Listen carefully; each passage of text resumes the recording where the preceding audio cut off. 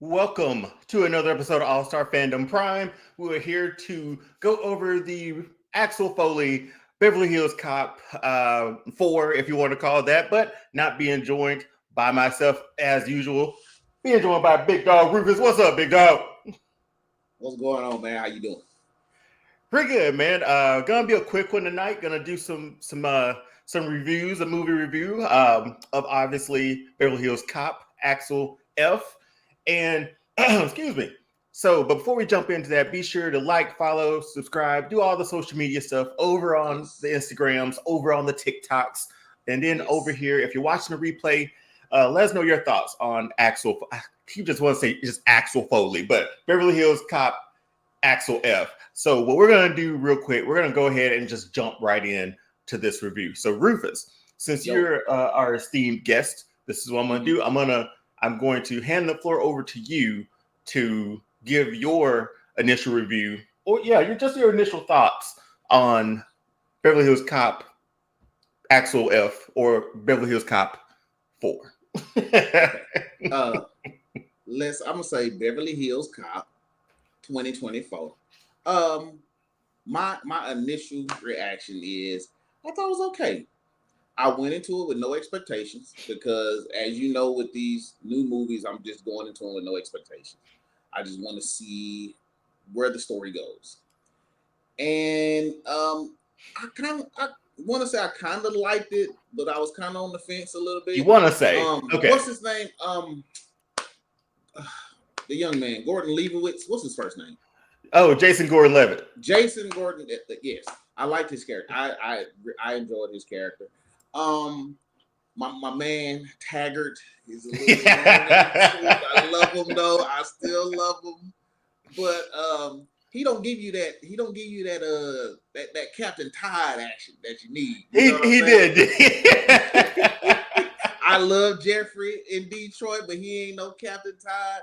You know, it was certain things that I guess I was missing because it was kind of nostalgia for me, from Mhm. the music to the action to Axel trying to do his thing to finagle his way into certain situations. You know how he sweet talk people, and we got It was because he got to very give the gab, right? it was very reminiscent, and not Yeah. in in a good way. But go ahead, keep going. I'm gonna let you But finish. I like I said, I thought it was okay. It was one of those movies once again where I was thinking when the daughter came up, I was like, why a daughter? Why a child? Hmm. I guess Which that's they where my do a mind went. lot. And then I thought about then I started thinking about Bad Boys 3 and the whole Mike Lowry character who ended up having a son. And I was like, why are they doing it like this? Is that the new formula now? Okay, okay. So since you brought that up, obviously that came to my mind too. But for me, oh no, I'm just gonna say, are you finished? Is that what you? Well, no, I go don't want to ahead go. I don't because want to go over your. that's a great segue for you to jump in on that with So the daughter and adding the children. I guess my like I said, my question is that the new format now when they try to reboot something or try to bring something back to the screen? well, it feels like it's been the format for a very long time. It's always that these casts. I mean, come on, it's 40 years since the very first movie, 30 years since Yeah, the it's been a last one. long time, So it's dude. been since Beverly Hills Cop 3. So it's been that gap of time, Mm-hmm. and obviously they want to say, okay, they have kids now, they've had a family during this time, but I'm really tired of like the estranged kid and that Yeah, relationship not being whole. But I will say this one was better than most, and it jumps into my review of it, which was like I was pleasantly surprised by this yeah, movie. I actually was. I was hesitant because we love this franchise so much, right? yeah. And We it's do. very and it's just like we're coming to America. I still haven't seen that sequel. I just refused to see it after I saw the trailer You have to because watch it. I'm just saying I you have to I, watch it because we need to I talk about I'll it. never watch it because I have this idea because in my mind, Coming to America is the greatest comedy I've ever watched in my life. It's my favorite comedy, Rufus.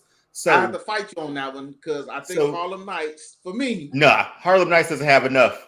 You don't Harlem think Nights, so? all you can bring up is Arsenio Hall with that But pistol, we'll and come then back Della to it. Reese and talking. That's the either here or there at the moment. Um, but for me, that formula this time worked in this one. You think so? Well, they gave a good reason why. So just go ahead and like spoilers within this review too. Let's just go ahead and put that in there too. Spoiler alert. So for me, at least he explained like, hey, we had to get y'all out of the family out of Detroit, right, because of what the gangs or whatever were, the mafia, right? So, but then he didn't come back with them, or he either went back to Detroit. So I felt like we went over what we need to go over, and then obviously he and his daughter were going to become close again by the end. So it's the same formula, right? But usually, like the dads are the worst, or the protagonists that we loved are terrible dads. I've never understood that, because I don't need to see my hero broken. You know what I mean? Well, like, hold on. I'm not gonna say they're terrible dads. They're dads that weren't informed of their children, because in certain cases, like John McClane knew he had a daughter. From the first time, I'm going back to when Superman, when Brandon Roth played Superman, he didn't. Oh, let's not bring that up, man. Well, let's not bring that up. It's part of the formula. That's when the formula actually started. No, it probably started earlier before that, but the one that jumps out in my mind the most is obviously Bad Boys, the recent ones, right? Yeah. But even like the Die Hard ones too, when like his relationship with his daughter, we already knew they had great children. Well, with Die Hard, we already knew he had children. Exactly. So we knew he had children, but he still wasn't like the greatest. He couldn't never be like that great dad. And it comes down to me, like in my heroes and stuff. I don't want do they always have to be broken down? Like, well, you want it as they get older, right? You want it as real as possible. In real life, like he said, and I'm gonna keep saying this because John McClane makes a point when he was talking to the guy about being a hero and all that stuff, and he was like, "Oh, he did. I remember that." Yeah, right. And he broke it down. And he's like, "And when you're that guy, when you're the hero, you lose your family, you lose your wife. Don't be that guy, sort of thing. Don't be, that's what you get for being a guy." And the guy was like, "Well, why do you keep doing it? Because there's nobody else. Nobody else wants to do this." So, given like that's the formula now, I liked how it worked. I liked how it worked in this one more than any other movie. Just to start, let's just run through it real quick. Typical Axel Foley fashion. Yeah. Destruction at the beginning, right? Yeah. I loved the. They didn't try to be too new. You know what I mean? No, like they didn't try to be. They kept the same Beverly Hills Cop formula. Let's keep the nostalgia. Let's keep the destruction that he brings in the opening of every movie, you know? Mm-hmm. And I like the fact that they leaned into it. They didn't get too serious, right? They knew what type of movie they were making. Eddie Murphy knows who Axel Foley is, right? Yeah. And having Rosewood and Taggart come back for it too, just was like the cherry on top for me, man. Rosewood is just still a Looney Tune. Still crazy as hell. But to have the character you love. But to have him back and to have that crew back, and then adding Jordan, now you made me forget his name, Jason Gordon-Levitt, adding him to it to add like some new blood to it, sort of like a Chris Rock and Lethal Weapon 4. You know what I mean? Yeah. To an extent. But I felt like this movie stayed in its pocket. It knew who it was. Some of the jokes were pretty funny. I like the fact that he's getting tired of doing a lot of things. Yeah. And that's what we talked about with the hotel. Yes. Thing. So and specifically, he was like, I'm a food critic. You know what? I'm too tired. I need specifically that's the I'm getting too old for this. You know what? Yeah. That when we talked about Bad Boys, I didn't feel it. I felt like it was. You did? It was piled on with the panic attacks and whatnot. But that was a recent review. You guys go back and watch that one. If you can get through an hour, 20 minutes, good grief, more power to you. But but with this one, Rufus, and I'm sorry if I'm taking up time, and I'll throw it back to you. The nostalgia was there. The music was there. The fact that Axel Foley really hasn't changed his wardrobe up in about 30 years still kind of gets me. Detroit Lions. Look, a Detroit Lions Leatherman. That's all you need, bro. But in certain cases, like that's the nostalgia that we wanted. Like do you recognize him without it? After Beverly Hills Cop I 2. ain't like it when he came out with that suit on. I was like, nah, take that off. Yeah, well, he did eventually, but he bought it for like $40, did he? Yeah. But I thought Rufus. I was pleasantly surprised. I didn't know what to expect because it's like, man, it's Eddie Murphy coming back for another one. Yeah. I didn't watch Coming to America because I refused to watch that one just because I don't want to tarnish or taint the first one for me. But for this one, knowing that there's 3 other ones before this, and they even make a funny joke about like when Jason Gordon-Levitt is going over his jacket. Yeah. He's like, you came in like, what was it, 83 or whatever, 87, 84, 87, and then came back in 92. Just destroying stuff. No, but he came. The line he said something to the degree is like, came back in 92, not your finest moment. Because of the movie, how it was received, right? But no, I enjoyed it, Rufus. Man, it checked every box for me. They knew who they were. They know that franchise. They stuck with the music. They didn't get too serious. It was still fun. He's gotten older, but he still caused a lot of havoc. Typical Axel Foley fashion. Yeah, typical Axel Foley. I mean, and I'm not saying I didn't enjoy the movie. I'm just saying, I guess, like I said, I wasn't expecting a lot, but I guess the daughter thing kind of threw me. I ended up enjoying it, especially a couple of the scenes that I wasn't expecting, the helicopter scene. Let's shout out Kevin Bacon too. Kevin Bacon. I wasn't expecting my man to be in this movie. And then Kevin Bacon. Oh, Rufus, wait. People actually understand he is a really good bad person. You weren't expecting him to be the bad person? As soon as I saw him sitting in the office, I was like, when I saw bad guy. When I saw him sitting in the office, exactly. I was like, that's the bad guy. But sometimes if you see it, but then you're like, no, not Kevin. He's got to be. But then a few minutes into the movie, we see him actually with the bad guys from and then Rosewood's office. And it just set in like, yeah, that's the guy. As soon as he said he wore he had expensive shoes, $2,000 expensive watch. Shoes. Yeah, man.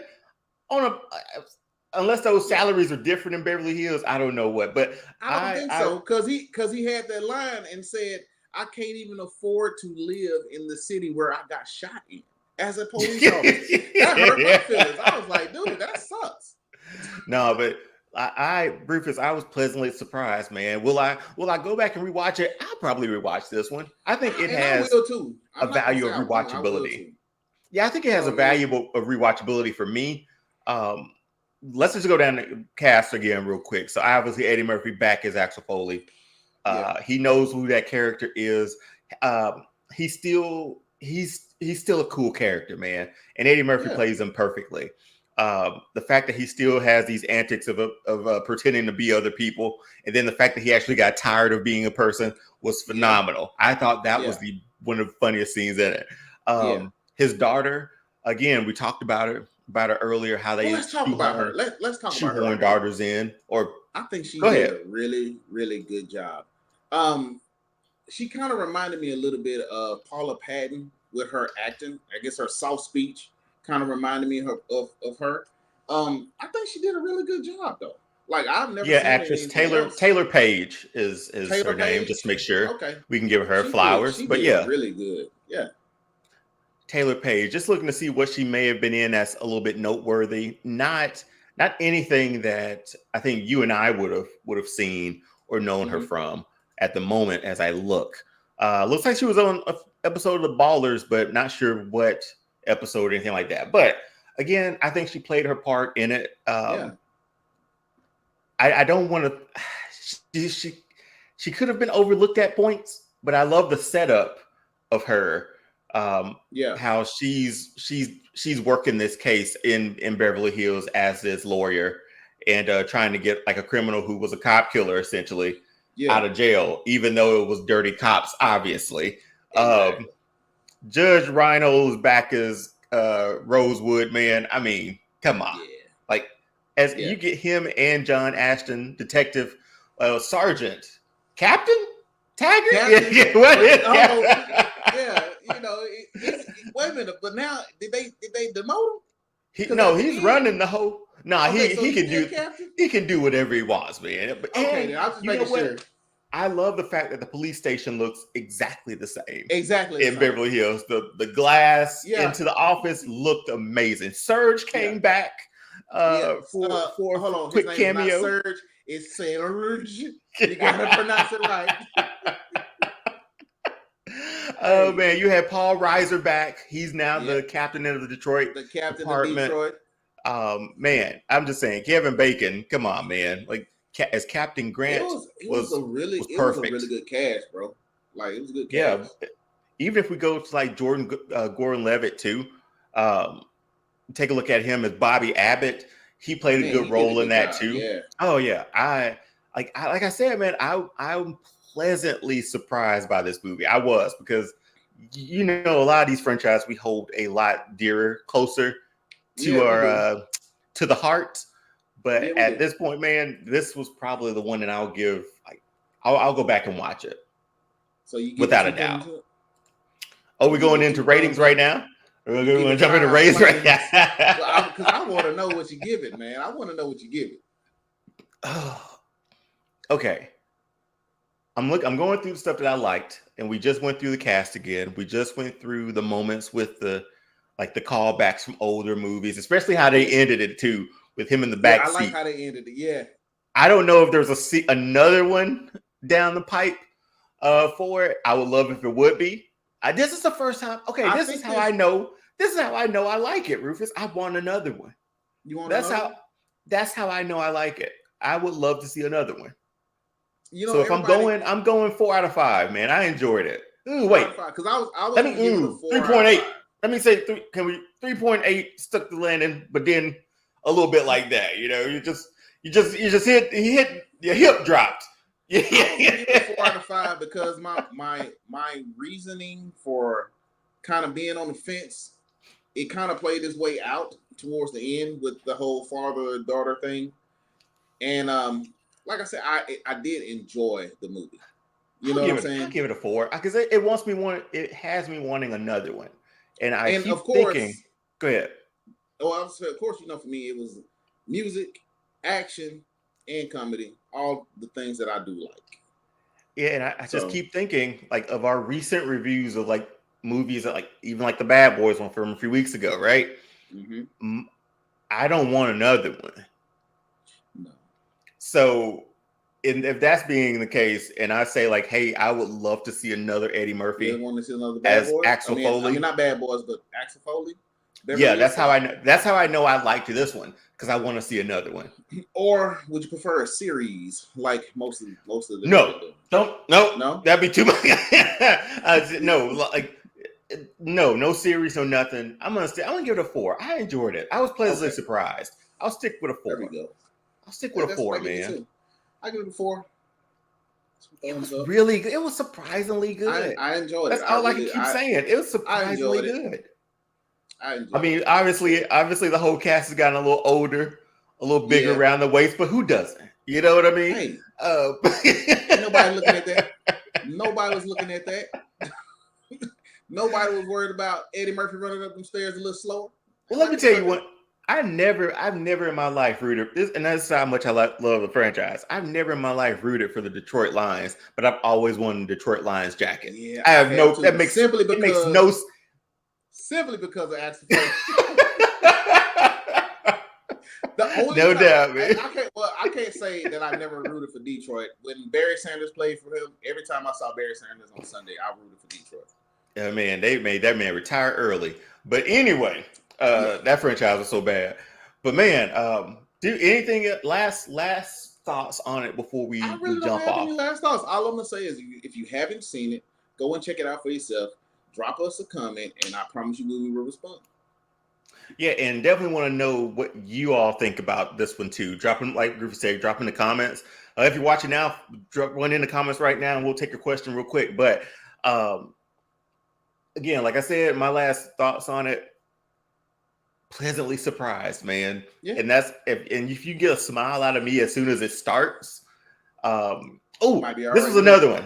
As soon as it starts, okay. I'm gonna say this and then we'll get out of here because I know you gotta go.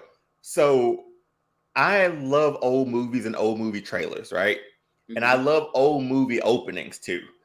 I love old movies that open up with just whatever montage they have, and we show the credits, or we're setting up the scene. It's that much. There's that much nostalgia in that movie that they didn't even change the way that it opens. Right. Because exactly. not many movies today open up with going through the titles and the cast and the crew and stuff like that. I don't know. Once I saw that and it took me back, and he rolled out of the fog in that car too, I was like, come on, man. Like, this man is stayed old blue Chevy. He never left 87, man. If you think about it, he never left 92, whatever the year his ass was. He stayed. He's like, this is my decade. This is my pocket. But even from that opening, I was like, okay, there's some charm to this one. And that's all I needed, man, from that one. So I enjoyed it. I hope Netflix does another one. I will admit, for it to be a Netflix release, it was not the first thing on my home landing page for Netflix, which was weird. It feels like if it released, today, it would just been as soon as I got on Netflix today, that was the first there thing that popped up. It wasn't there for me. I'm not sure why. But anyway, man, that's been a quick episode review of Beverly Hills Cop Axel F. I enjoyed it. I think it surprised me. I kept saying that we're gonna have to do a counter when we put this together. Like how many times I said surprise, but those are reviews of Axel F. Man, quick one today, Rufus, but I'm cool with that. It's a quick one today. I'm cool with that. But Rufus, that's $1, man. One. That's $1. US. $1. Okay, I got you. Phone rings, that's $1. Anyway, that was another episode of All Star Fandom Prime. We just gave our review of Beverly Hills Cop Axel F. If you're watching this live, thank you. If you're watching on the replay, thank you as well. Leave a comment and everything over there. And also be sure to follow All Star Fandom on TikTok and Instagram over at All Star Fandom Show. We got some really fun things coming up. We have some commentary over some wrestling that we're going to be doing in the future. Yes. We also have a few I call it the Rufus the ultimate definitive top 5 list is what we're going to of all time of what we're going to be doing. Be on the lookout for that one. The next one's going to be top 5 or the definitive ultimate definitive top 5 Disney villains of all time. We gotta shrink that. We gotta shrink that, man. We gotta shrink that. But be on the lookout for that one too. That should be coming out at least by next week. So jump back over here and take a look at that too, and let us know how our ultimate definitive list turned out. But again, want to say thank you for watching. Rufus, has been a fun one, man. A fun, real quick one. We get in and out. $2. All right, Rufus. this has been All Star Fandom. I'm down $2 already. Peace.